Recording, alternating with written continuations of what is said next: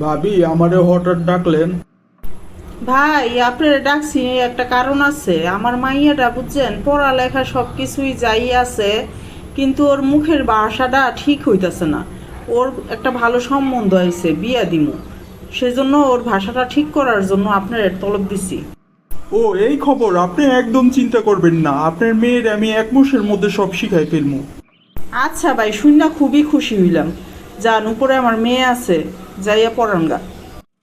আসসালামু আলাইকুম স্যার। ওয়ালাইকুম আসসালাম। তো তোমার চুলগুলো এইভাবে কাটছো কেন? আর কোয়েন না স্যার, বড় চুল আমার একদম ভাল লাগে না। প্রত্যেক দিনই শ্যাম্পু করুন লাগে, আর চুলের যে এই অবস্থা, সেজন্যই গরমে চুল কাটটা দিছি। ছি ছি, কথার কি সিরি? এভাবে কেউ কথা বলে? একটু সুন্দর করে কথা বলো। বলো আমি চুল কেটে দিয়েছি। আমি চুল কাটটা দিয়াছি। আরে আমি চুল কেটে দিয়েছি কেটে দিয়েছি। বললাম তো স্যার, আমি চুল কাটটা দিয়াছি। কাইটে না, ওইটা হবে কেটে কেটে।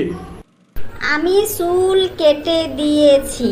ওহ, এত কঠিনভাবে বলা যায়? আমাদের দেশি ভাষা কত সুন্দর, যেমনে খুশি এমনি কমু। কি সব ভাষা শিয়েন স্যার, ভাল লাগে না। আচ্ছা বাদ দাও, বলো তো আমি এখন চলে যাব। তো জান গা, আপনি নিষেধ করছে কেডা? না, এই মেয়েরে পড়ালে আমি পুরো পাগল হয়ে যাব। আচ্ছা স্যার, সমস্যা নাই, চিন্তা করেন না, পাবনা নিয়ে ভর্তি করাই দিয়া মনে।